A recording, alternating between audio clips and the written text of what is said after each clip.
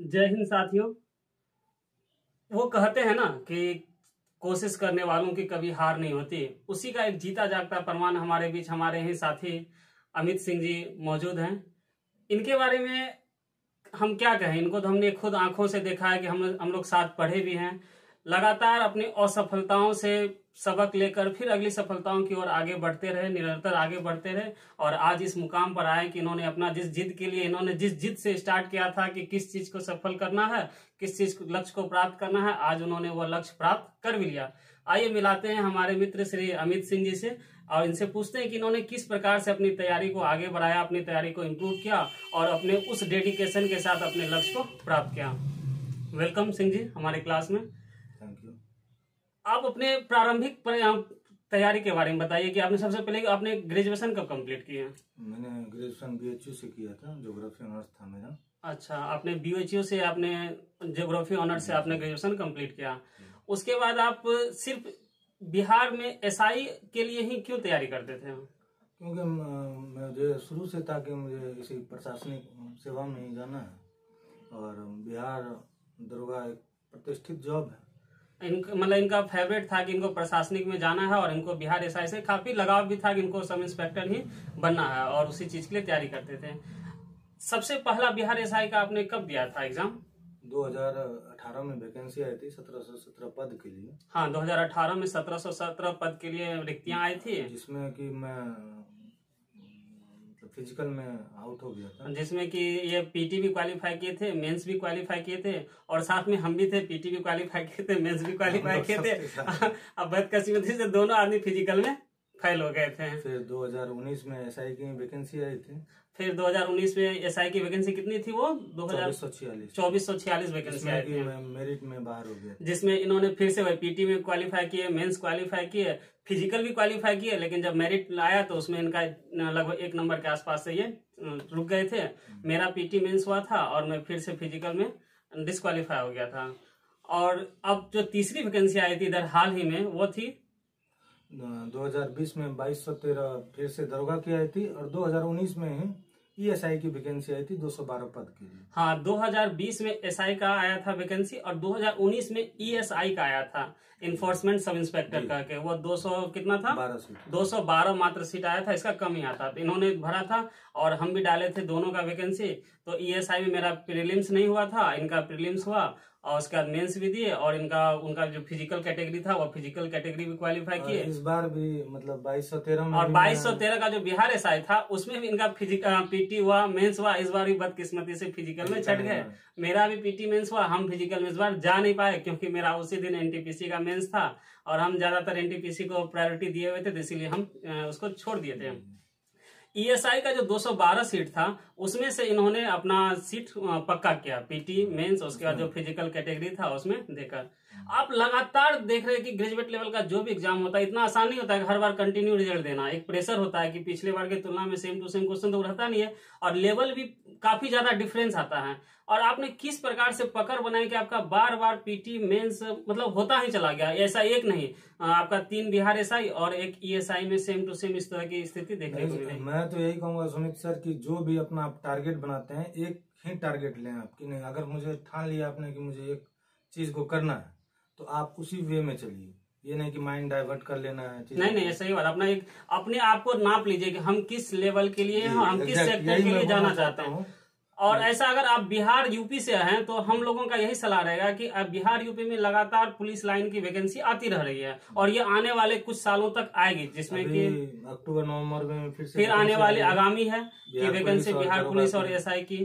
तो इसलिए जिन बच्चों का भाई फिजिकल अच्छा है वो लग जाए। जिनका फिजिकल अच्छा है, जिनका हाइट पुर रहा है और जिनको की जीके सब में इंटरेस्ट है, वो अपने टारगेट को सेट कर लेंगे। हाँ, हमको बिहार एसआई बनना है। और मेरा मानना है, आपका ही मानना होगा, अगर कोई साल 1.5 साल जी जान लगाकर अगर जीके के पीछे यानी कि अपने जीके जीएस को अच्छी तरह से पकड़ बना के हमको क्या क्या पढ़ना है और क्या उसका सिलेबस है, तो वो कर सकता है, आराम से कर सकता है। और फिजिकल अच्छा तब तो आप ऐसे भी फिजिकल के लिए क्वालिफाई हो जाएंगे।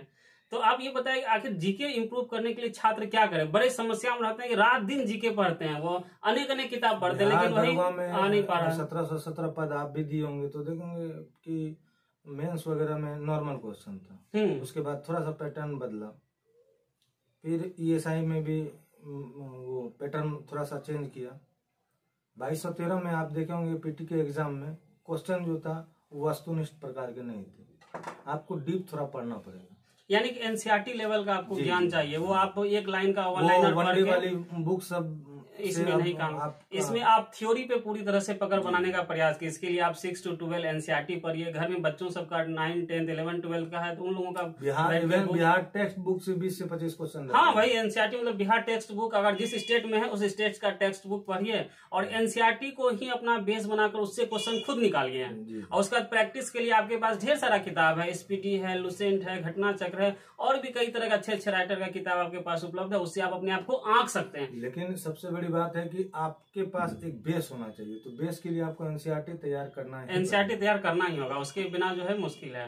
इनका जीके का लेवल हम क्या बताएं, हम लोग तो साथ में पढ़े थे, मतलब आप इनके जो हिस्ट्री, सिविक्स, ज्योग्राफी, पॉलिटी, या फिर आप इनसे बायोलॉजी, फिजिक्स, केमिस्ट्री, और उसके बाद घटनाक्रम यानी कि जो करंट अफेयर होता है, इन सब पे इनका खास पकड़ था। खास पकड़ इसीलिए था कि इनको उस सब चीज की समझ थी। एक तो प्रतिष्ठित संस्थान से इन्होंने स्नातक अपना कंप्लीट किया, और इनका जो फेवरेट सब्जेक्ट था वो ज्योग्राफी से इन्होंने अपना ऑनर्स किया।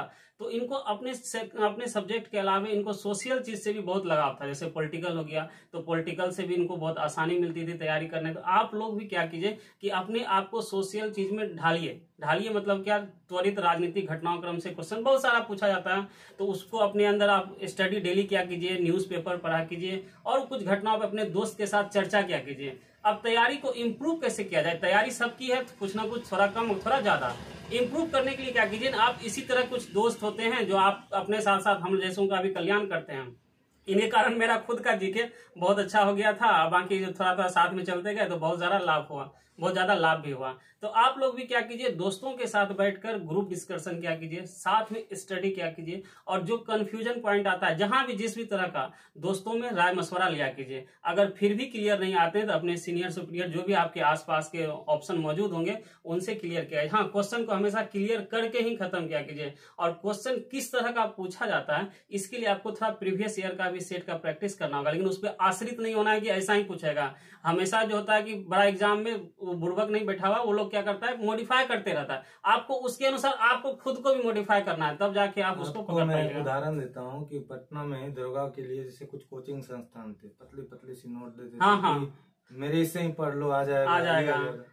तो ऐसा होता नहीं है कि छोटा सा किताब ले लिए, कोई सरकार सजेशन आ गया। सजेशन तभी काम करता है जब उसके पहले आपको संपूर्ण जानकारी हो, तब आप समरी को उस तरह से देख सकते हैं। आप सोचिएगा कि 50-100 रुपया किताब ले लिए और हम ग्रेजुएट लेवल का कोई अच्छा एग्जाम पास कर जाए, इतना आसान नहीं है। और खास करके मेरी सलाह है बिहार यूपी के लोगों के जो छात्र हैं और राजस्थान के, इन लोगों को क्या करें, सबसे पहले कि आप लोग के पास ना अभी पुलिस लाइन से संबंधित वैकेंसी आने वाले 4-5 साल तक लगातार आएगा। यूपी पुलिस है, यूपी का एसआई भी ज्यादा संख्या में आता है क्योंकि जनसंख्या ज्यादा है, क्षेत्र ज्यादा है। और बिहार सरकार तो लगातार 5-6 साल से लगातार पुलिस और एसआई की वैकेंसी दे रही है। ये तो उपहार स्वरूप छात्रों के लिए है, और ये 1 साल में क्लियर करके पूरी तरह से फिनिश भी कर दिया जाता है। तो आप लोग क्या कीजिए कि अपने जीके को सबसे पहले मजबूत बनाए। जीके का मतलब हो गया कि जितना सब्जेक्ट मैंने पीछे बताया उस पर अच्छी खासी पकड़ बनाइए। साथ में मैथ रीजनिंग का भी थोड़ा बहुत प्रैक्टिस कीजिए। अगर मैथ रीजनिंग आपका कमजोर है और आप चाहते हैं कि बिहार एसआई में हो जाए, एकदम आसान है, इसके लिए आपको उसके पीछे पढ़ना नहीं। इनका खुद मैथ रीजनिंग जो था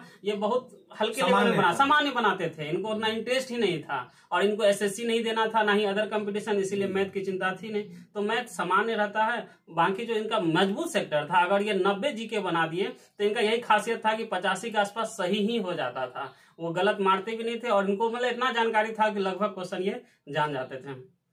अभी आप जो चयनित हुए हैं, अभी आपका कहाँ तक प्रक्रिया पहुंच गया? अभी तो वेरिफिकेशन वगैरह हो गया है, अब मेडिकल बचा हुआ है। यानी कि आने वाले कुछ 15-20 दिन के अंतर्गत आप लोग को ज्वाइनिंग अलॉट कर दिया जाएगा। उसके लिए बहुत बहुत बधाई आपको, और आपके उज्जवल भविष्य की हम लोग कामना करते हैं। जी, सभी व्यूवर को आप बेस्ट विशेष दे दीजिए। आगामी जो बिहार एसआई और यूपी एसआई आने वाले हैं उसके लिए इन लोगों को आगे, मैं तो यही कहूंगा कि जिस एग्जाम की भी आप तैयारी करते हैं आपको टारगेट लेना पड़ेगा। ये नहीं कि माइंड डाइवर्ट कर लिए बीच में, कुछ दिन फॉलो में तैयारी किए, फिर अच्छा दूसरा फॉर्म आया तो आप वहां भरने लगे। नहीं, आपको लगना पड़ेगा, तभी जाके संभव है। आप अपने टारगेट को पकड़ के रखिए और उसकी ओर आगे लगातार बढ़ते रहिए। अगर किसी तरह का आपको एसआई या पुलिस से संबंधित कोई तरह का अगर जानकारी चाहिए तो आप कमेंट कर सकते हैं, नीचे आपको जवाब दिया जाएगा। चलिए, तब तक के लिए धन्यवाद। जय हिंद।